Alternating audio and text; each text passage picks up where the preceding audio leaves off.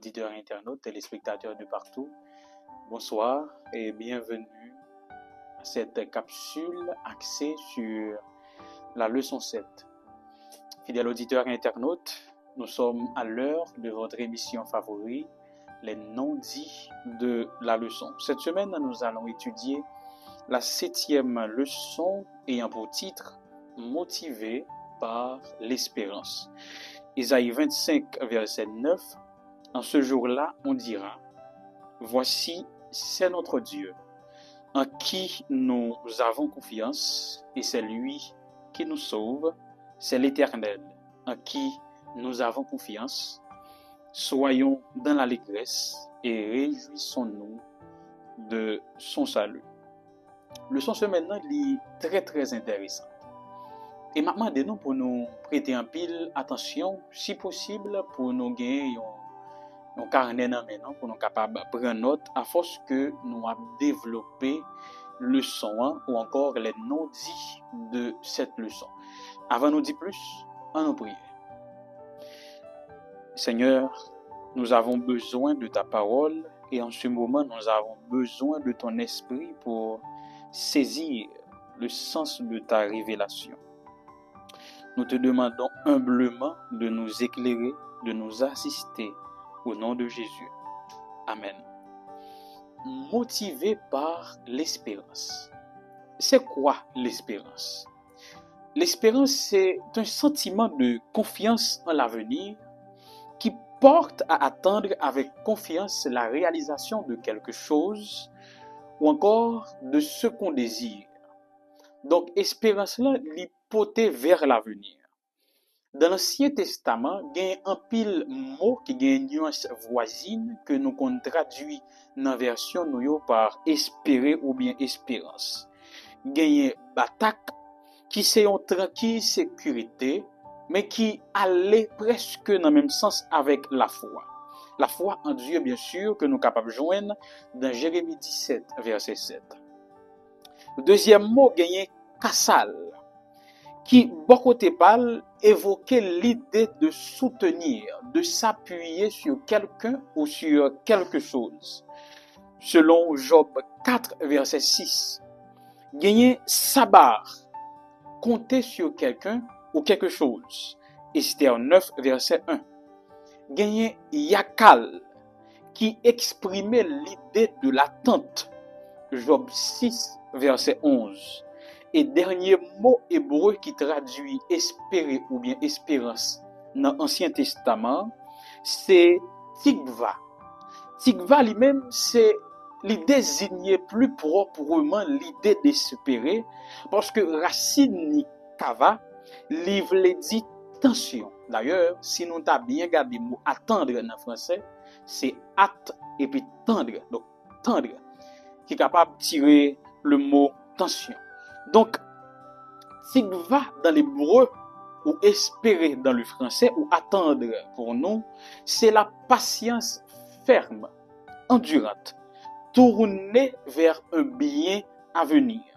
Ils ont utilisé le mot ça dans différents passages, tant que Genèse 49, verset 18, Ruth, chapitre 1, verset 12, Job 14, verset 7, etc.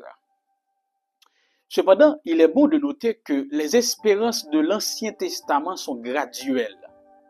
Tout d'abord, espérance est tournée ou encore envisagée des avantages terrestres. Pour le peuple juif, espérance c'était qui ça? C'était un pays côté lait avec miel coulé. C'était la restauration politique, c'était le rétablissement du peuple au niveau national. Ensuite, l'ibral étonne côté où arriver comprendre que espérance bon Dieu n'est pas seulement sur le territoire juif là, mais elle est pour toute la terre. Et à travers les écrits prophétiques, en l'occurrence le prophète Isaïe, il va arriver à comprendre que l'espérance est capable d'envisager des avantages célestes de l'état pour parler d'une nouvelle terre ou d'une nouvelle Jérusalem. Dans le Nouveau Testament, espérance a commencé qu'il est. Il a commencé avec la vie chrétienne. Plus précisément, il a commencé à parler de espérance après la résurrection de Jésus. Et il pral prend forme, il pral prend chair lors de la Pentecôte avec le don du Saint-Esprit. Et faut me dire nous que espérance jouait un rôle principal, prépondérant dans les écrits néo-testamentaires. D'ailleurs, l'eschatologie paulinienne même, lui résumait les espérances de la vie chrétienne. Et objet espérance dans le Nouveau Testament, c'est la gloire de Dieu. L'objet de l'espérance, c'est la gloire de Dieu qui tournait autour de la parousie ou retour du Seigneur. Et il est bon pour noter quelque chose. C'est-à-dire que nous allons aller pas à pas avec causer espérance. Gagnons partie leçon qui pourra intituler la promesse de son retour. Les disciples, les chrétiens du premier siècle, ils étaient contents à l'idée de partager la bonne nouvelle, encore cette bonne nouvelle. Pour qui ça? Parce que ils voulaient Jésus retourner immédiatement. T'as bien, oui? Nous souvent qu'on entend dire, disciples ont pensé Jésus t'a retourné même côté, ou bien vite. En réalité, disciples ont voulu Jésus retourner. Pour qui ça me fait différence là? C'est parce que Jésus t'éclaire dans l'enseignement. Pour Jésus retourner, il va falloir que cet évangile soit prêché à toute la création pour servir de témoignage. Alors qu'à la mort du dernier apôtre, l'évangile de l'apôtre quand même atteint moitié dans la planète Terre. Donc, monsieur a travaillé avec beaucoup d'acharnement parce que yo te voulu Jésus retourner sous place. Yo te voulu Jésus retourner tandis que yo te vivant. Pour qui ça? C'est parce que la présence de Jésus change tout. Et yo te connaît tout, Jésus qui a pour retourner, c'est pas lui-même qui était venu avant. Dans qui sens nous dit ça? Jésus qui était venu avant, c'était l'agneau de Dieu. Mais celui qui allait revenir, c'est le lion de la tribu de Juda. Quelle est la différence? L'agneau de Dieu, il est venu pour capable immoler, pour retirer péché monde là.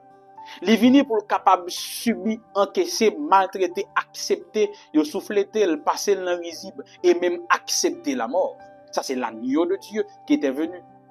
Mais disciples ont arrivé à comprendre que celui qui allait venir, c'est toujours Jésus.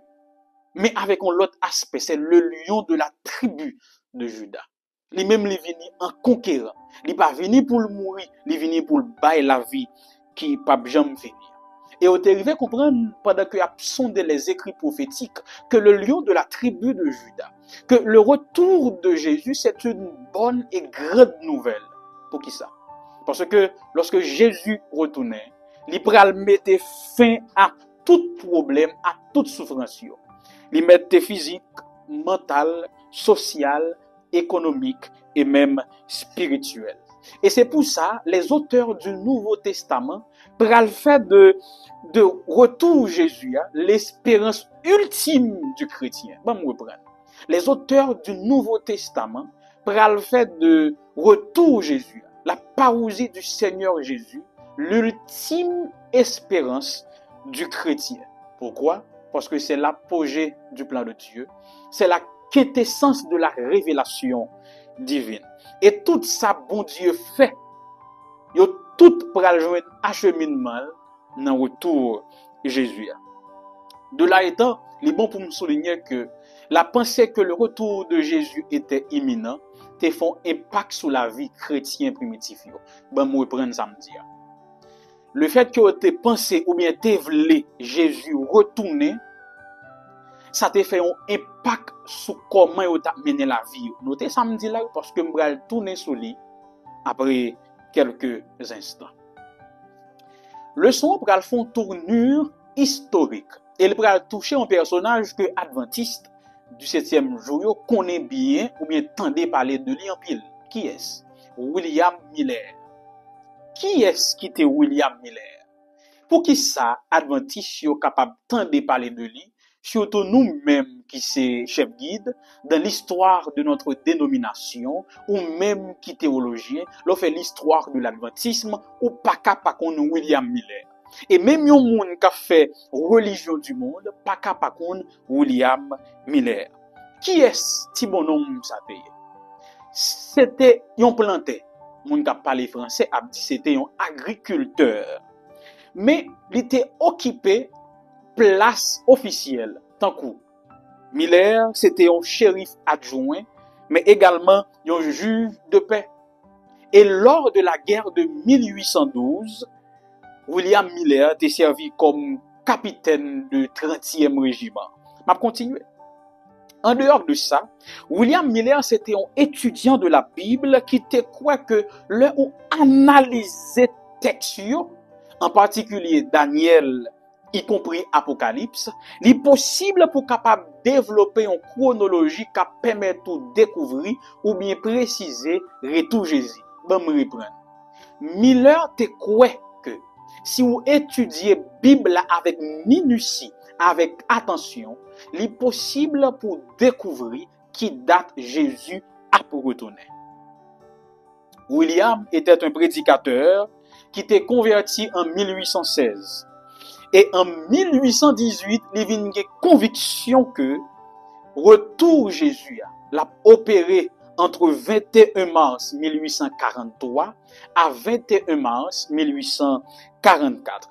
Et conviction ça te chita sur Daniel 8, 14 et Daniel 9, verset 23. Ça qui pral procéder avec plusieurs systèmes apocalyptiques que pral mettre en place aux États-Unis. Miller comptait de 1300 ans de Daniel à partir du retour d'exil du peuple, c'est-à-dire de l'an 457 avant Jésus. En 1822, il écrit les articles de foi. En 1831, il commençait à prêcher retour Jésus. Et en 1836, il pral publier certains écrits autour du thème, preuve tirée des Écritures et de l'histoire de la seconde venue du Christ vers 1843. Pendant que y a tant événement ça, pendant que y a tant avènement Jésus, il y a un mouvement adventiste qui va prendre naissance. Parce que l'adventisme en tant que mouvement, c'est mouvement captant retour Jésus.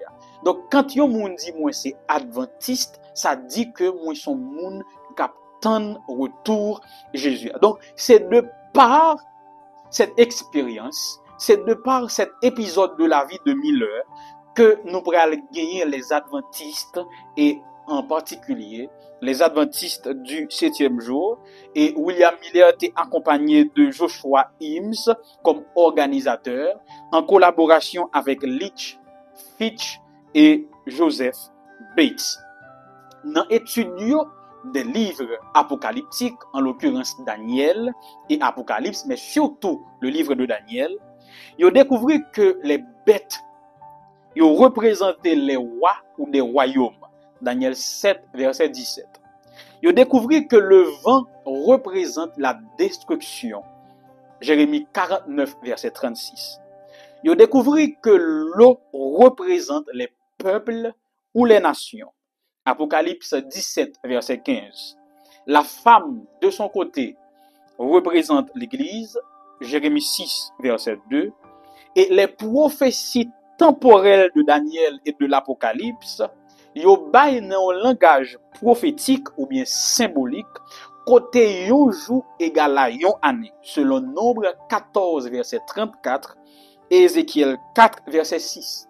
C'est là yo appliqué principe ça avec prophétie Daniel 8, 14 là, que on va découvrir que Jésus a pour retourner de 21 mars 1843 à 21 mars 1844. C'est pour ça que je invité à lire Daniel 8, 14, 2300 soirs et matins, puis le sanctuaire sera purifié. Donc ce texte, mesdames, messieurs, auditeurs et internautes, il parlait de la purification du sanctuaire qui a été faite après 2300 ans si nous appliquions un jour prophétique pour une année littérale. Dans Daniel 9, versets 24 à 27, Daniel pral recevoir une autre vision qui portait une précision sur le peuple. Côté il dit 70 semaines fixées sur le peuple juif. Et bien sûr, ni prophétie 70 semaines, ni prophétie 2300 soirs et matins, tous les deux commençaient même l'heure. Kounya, en nous temps de date, comment Miller, avec l'autre monde qui était avec lui, te joint une date qui en dans plus longue chaîne prophétique qui gagne en dans Bible. Puisque 70 semaines commencé dans le moment côté yo bay juif yo autorisation pour rentrer la caillou, ça qui était fait en l'an 457 avant Jésus-Christ, c'est décret du roi Artaxerxès lors de sa 3e année de règne, li bay l'ordre pour que tout juif yo rentre la caillou. Même année ça, prophétie 70 semaines nan commencé, même année ça tout, prophétie 2300 soirs et matins, tout commencé. Mais en Jean te dit Gabriel, 70 semaines ça li décomposé ou bien nous séparer.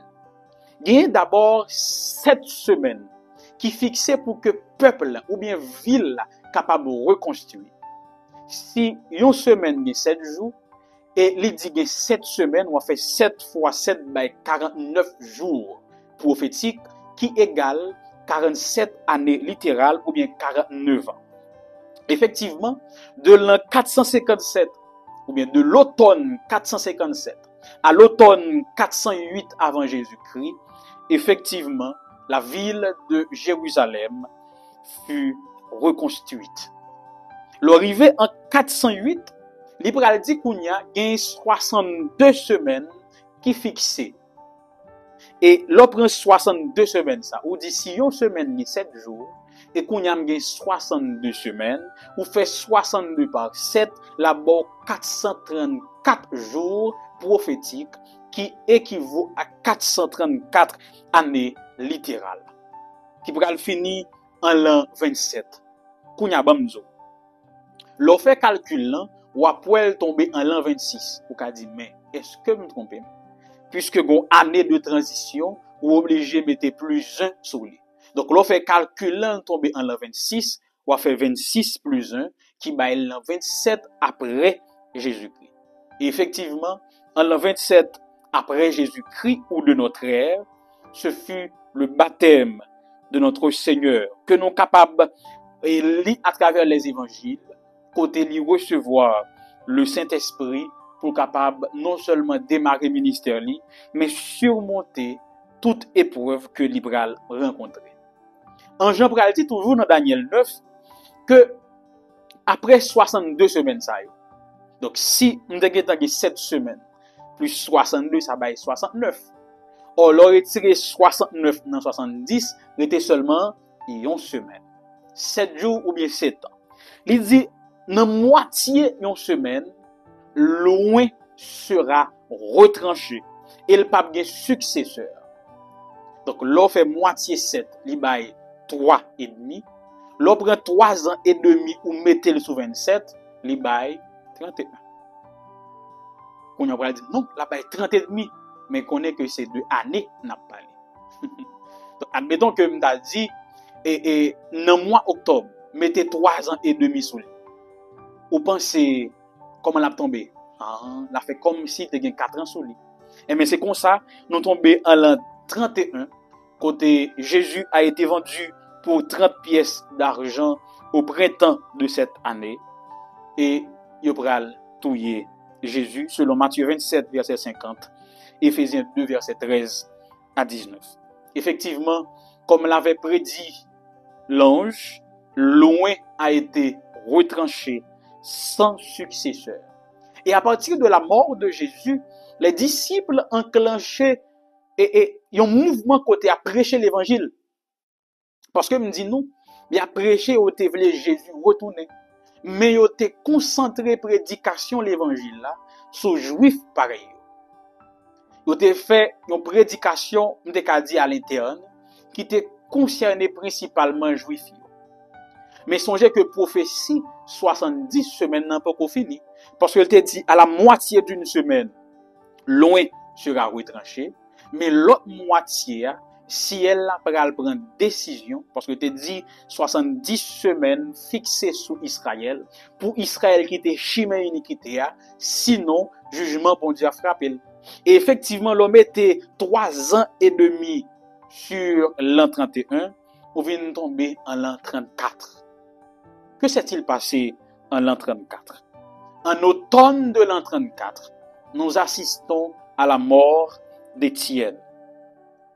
Ils ont lapidé le messager de Dieu et nous comprenons que les Juifs ont rejeté Jésus et son témoignage.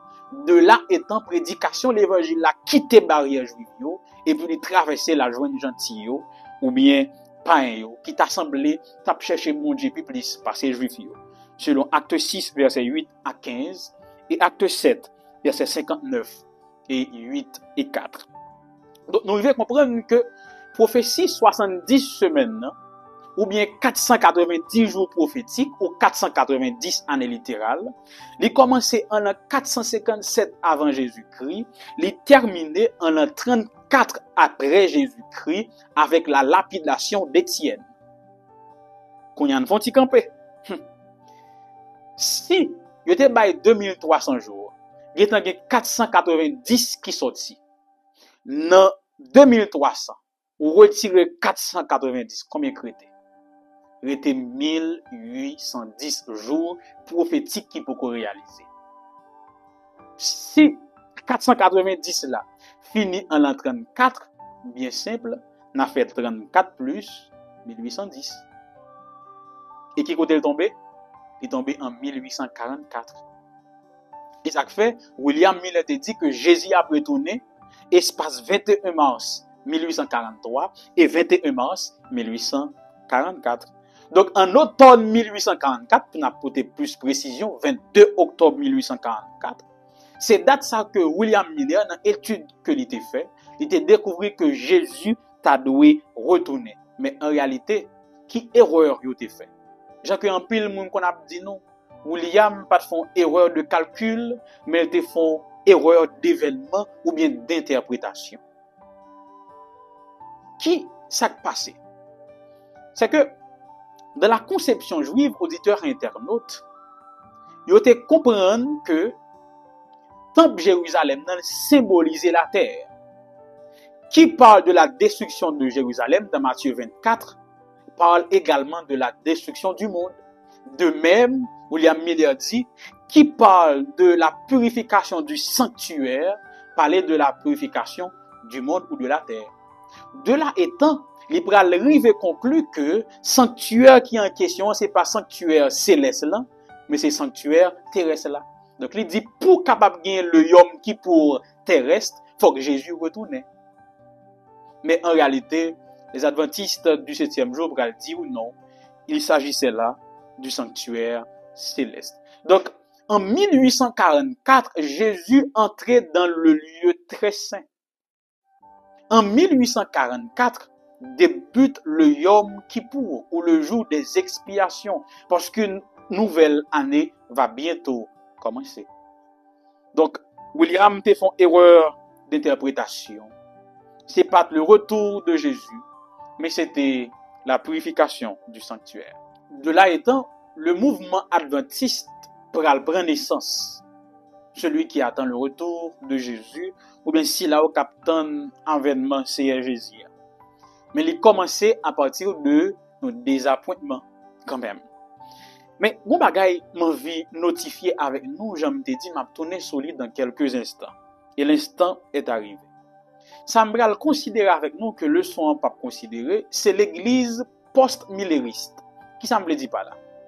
C'est l'église qui pourra exister après le désappointement.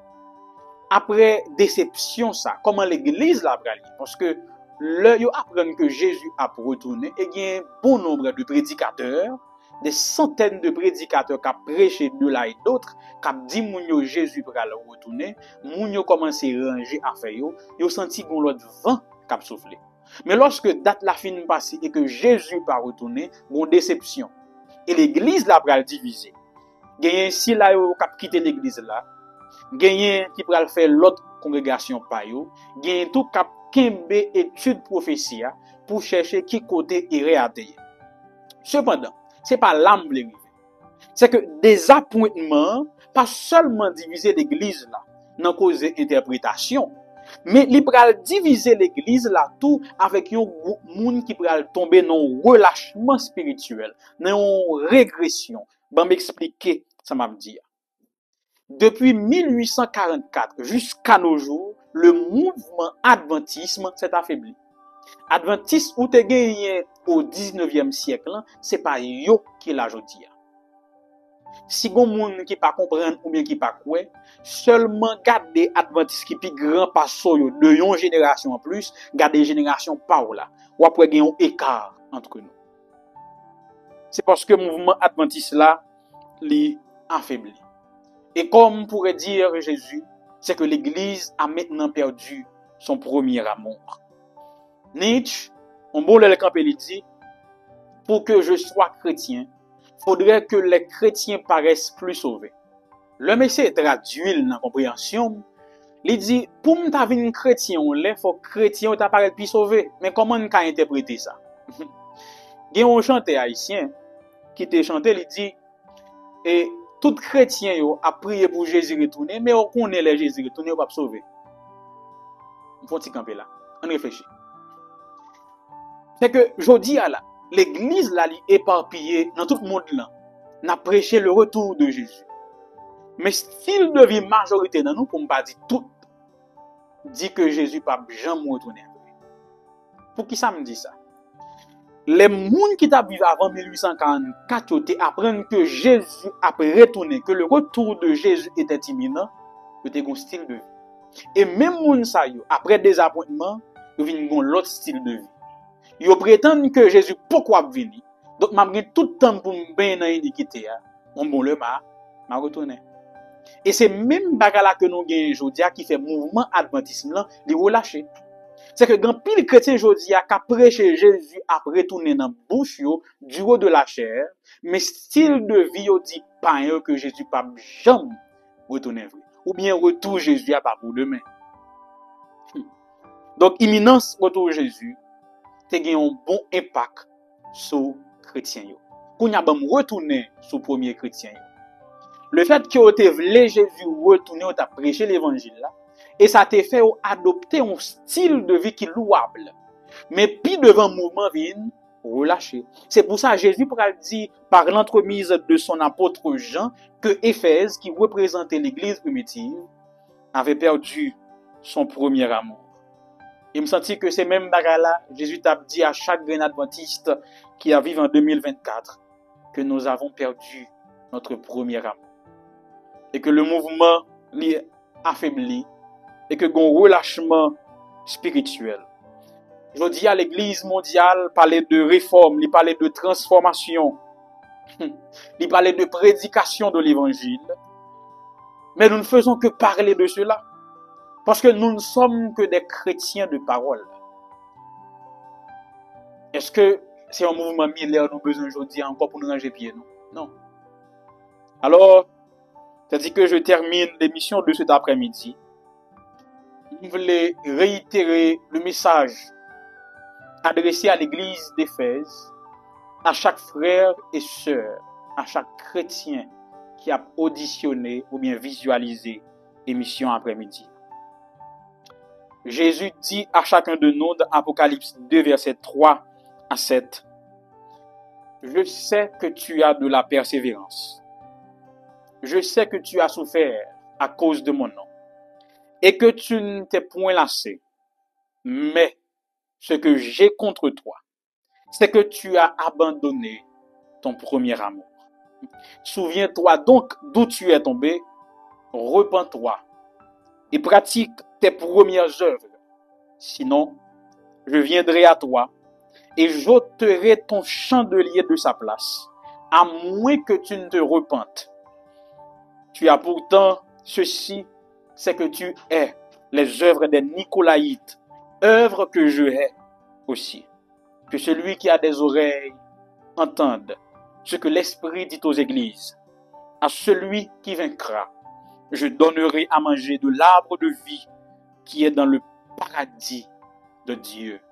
Chers frères, auditeurs et internautes, Sur ce, nous mettons bout à exposer les non-dits de la leçon 7, motivé par l'espérance. Et notre ultime espérance, c'est le retour de Jésus. Que cette espérance nous motive tous. Que l'espérance ça raffermit foi nous, revigore nous, ben nous enthousiasme pour nous continuer à prêcher, mais surtout pour nous ranger pieds nous, pour nous vivre l'évangile là. Bonus, restez là après prière là parce que nous quittons cette date de cet événement qui passait dans la période 2300 soirs et matin en bout. On va Kimbel, on va partager l'ia avec l'autre selon ton bon plaisir. C'est comme ça, m'a souhaité vous une bonne semaine, une bonne étude. Rendez-vous à la 8e pour l'autre capsule qui prend accès sur la leçon 8 en nos prières. Seigneur, merci de nous avoir assistés par ta puissance. Tandis que vous rappelez-nous que le mouvement est affaibli et relâché. Et vous dites nous pour nous capables de retourner à notre premier amour. S'il te plaît, Père, que nous capable de corriger. S'il le faut, blesser-nous parce que ton amour saura nous guérir. Sont des cœurs, sont des cœurs chagrins auditeurs internautes. Gardez sous nous si nous sommes mauvais chemin et ramenez-nous sur le droit chemin. Pardonne au Père nos offenses et nos iniquités. Transforme-nous à ton image et que cette nouvelle semaine soit bénie, fructueuse, abondante pour chacun de tes enfants. Ainsi, nous t'en supplions, au nom de Jésus.